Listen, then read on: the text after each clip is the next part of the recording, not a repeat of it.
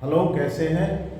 आज केमिस्ट्री का अगला लेक्चर शुरू करते हैं। ठीक है, पिछले लेक्चर में हमने पी ब्लॉक आपको बता दिया था बनाना और इसमें एलिमेंट भरना।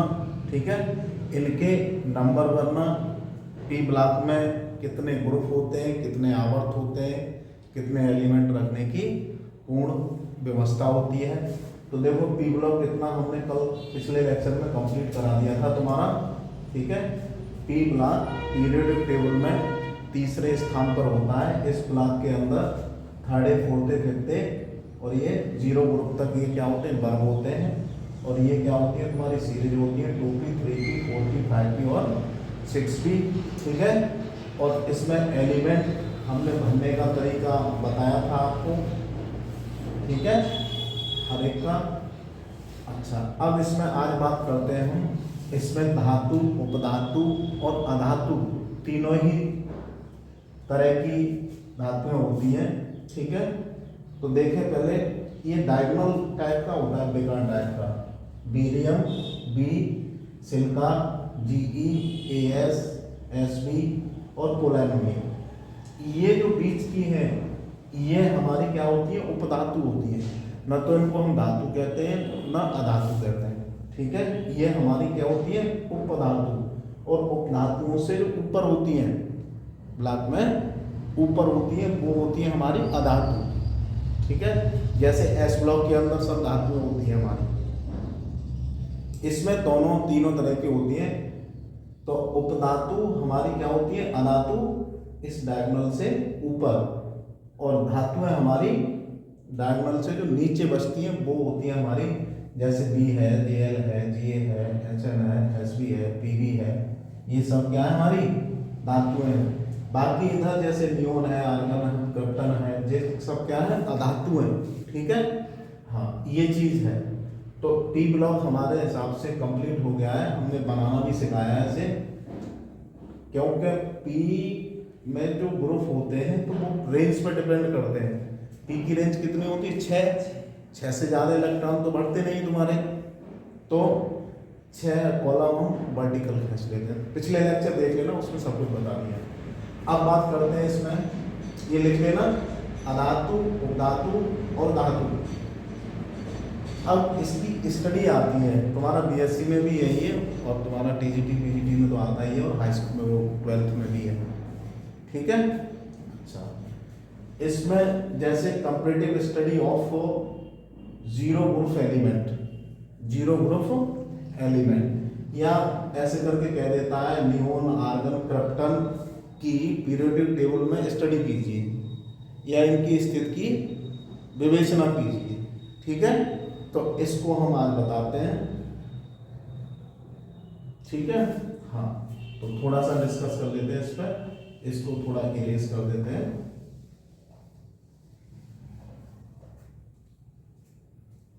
तो देखो क्वेश्चन उसमें पूछा जाता है कि पीरियोडिक टेबल में 0 ग्रुप के तत्वों की विवेचना कीजिए या comparative study of 0 group element. तो सबसे पहले हम 0 ग्रुप को बनाएंगे। उसमें हमारा हीलियम भी रहता है, helium, neon, argon, krypton, xenon और रेडाइन। फिर उसके बाद इसके एटॉमिक नंबर भरेंगे हम। हीलियम का कितना होता है, 2 होता है। अब देखो हम इस फिगर का इरेज कर देते हैं, तब थोड़ा सा ज्यादा सही रहेगा। ठीक है, हाँ, इरेज कर देते हैं।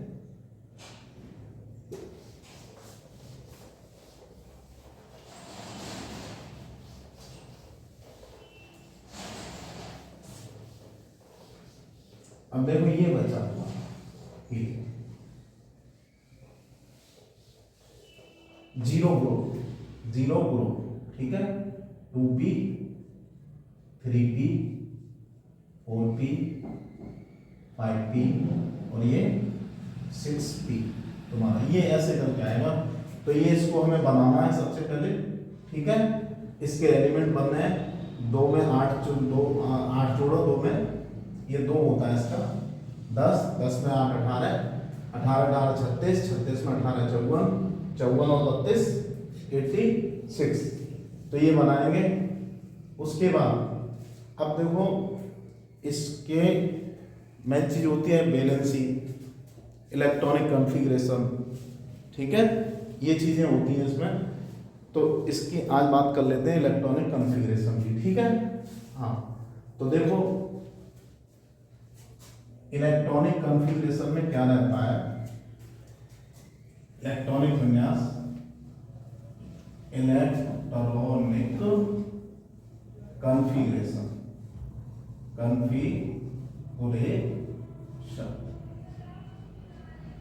तो देखो जैसे एक एलिमेंट लिया हमने, क्या ले लिया, नियोन ले लिया, चलो नियोन लिया, इसका 10 होता है, हीलियम लिया, हीलियम को छोड़ो अभी, नियोन ले लिया, तो इसको पहले में 2 दूसरे में 8, आउटर मोस्ट इसका कंप्लीट है, आतम कक्ष इसका कंप्लीट है तुम्हारा, तो इसको हम भरेंगे तो 1s2 2s2 और 2p6 है तुम्हारा, तो ये 10 हो जाएगा। देखो ये फर्स्ट है ऑर्बिट तुम्हारा और ये सेकंड है, तो सेकंड पे जाके ये कंप्लीट हो गया तुम्हारा, ठीक है।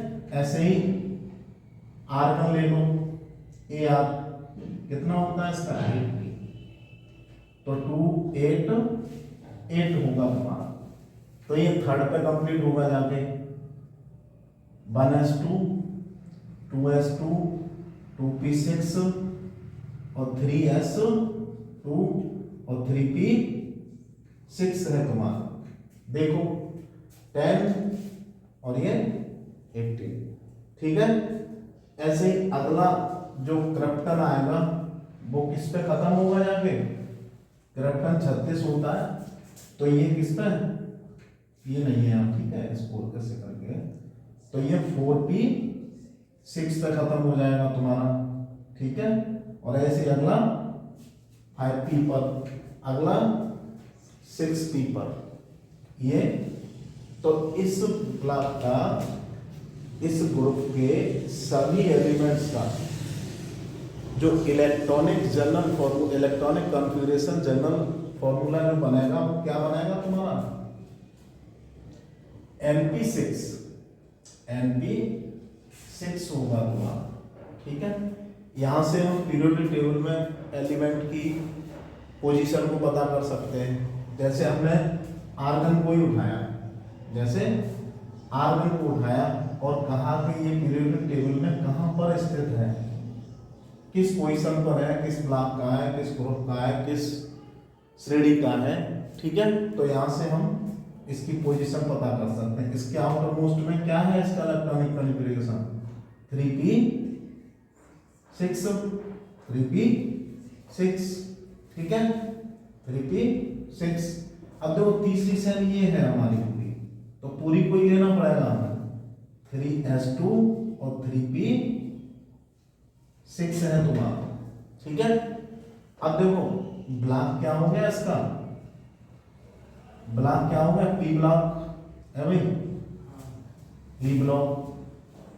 अच्छा सीरीज क्या हो गई उसकी, श्रेणी या पीरियड कितना होगा, थर्ड,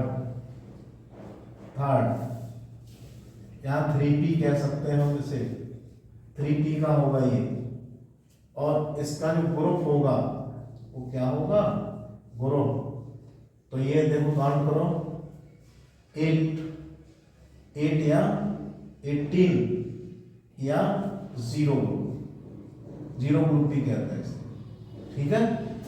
ऐसे करके हम इन एलिमेंट्स की पोजीशन को भी पता कर सकते हैं। तो इलेक्ट्रॉनिक कॉन्फ़िगरेशन तुम्हारा ये कंप्लीट हो गया, पोजीशन कंप्लीट हो गई। अब बात बैलेंसी की करते हैं। तो देखो बैलेंसी आउटर मोस्ट इलेक्ट्रॉनों पर निर्भर करती है तुम्हारी, ठीक है। तो आउटर मोस्ट में जितने इलेक्ट्रॉन रहते हैं तुम्हारे उस पर डिपेंड करती है। तो देखो थोड़ा सा बताते हैं इसमें, जैसे ये है तुम्हारा, जैसे नियोन को ले लिया हमने, नियोन पहली सेल में इसके 2 इलेक्ट्रॉन थे और दूसरे में ये है नियोन, कितने 8 इलेक्ट्रॉन है, ठीक है, 8 इलेक्ट्रॉन है। तो अब इसको न तो इलेक्ट्रॉन लेने की आवश्यकता है न देने की आवश्यकता है, न तो ये देगा इलेक्ट्रॉन न ही लेने के विचार में है, ठीक है, न ही लेने के विचार में ये। तो इसका आउटरमोस्ट कंप्लीट है, तो आदान प्रदान होगा नहीं, तो ये कैसा होगा, अक्री स्टेबल होगा, स्थिर होगा, तो इस पर कोई चार्ज नहीं होगा, ना कोई वैलेंसी होगी इस पर, नेगेटिव पॉजिटिव न्यूट्रल होगा। कहने का मतलब इनको क्या कहेंगे हम, न्यूट्रल, ठीक है, कोई वैलेंसी नहीं होती है, जीरो वैलेंसी होती है। इसी कारण से ये किसी के साथ रिएक्ट नहीं करता है तुम्हारा, ठीक है। जैसे हमने नियोन ले लिया, नियोन लिया और कह दिया कि क्लोरीन के साथ इसका रिएक्शन करिए आप, तो क्या बनेगा, इस पर जीरो होती है वैलेंसी, इस पर -1 होती है। तो जबकि कंपाउंड फॉर्म के लिए क्या होता है, हमें क्या होता है कि पॉजिटिव नेगेटिव कैटायन एनायन या धानायन ऋणायन जिस चीज होती है तुम्हारी, तो यहाँ से कोई कंपाउंड कोई रिएक्शन ये नहीं देगा तुम्हारा, ठीक है। तो ये चीज बड़ी ध्यान रखनी है इन पे जो बैलेंसी। और अब ऑक्सीडेशन नंबर की बात आती है, जब बैलेंसी नहीं है तो ऑक्सीडेशन नंबर भी इनका क्या होगा, 0 होगा। ये डिपेंड बैलेंसी पे ही करता है, और बैलेंसी डिपेंड करती है आउटर मोस्ट ऑर्बिटल के एलिमेंट्स पर, इलेक्ट्रॉन पर, ठीक है। तो ये इस प्रकार से आप लिख सकते हैं इसे, पेपर में जो भी आएगा, जहाँ भी कॉम्पिटिटिव आए तो कॉम्पिटिटिव हिसाब से, ठीक है। अब ठीक है, अगले लेक्चर में फिर मिलते हैं अगले ग्रुप के साथ, ठीक है, ओके बाय।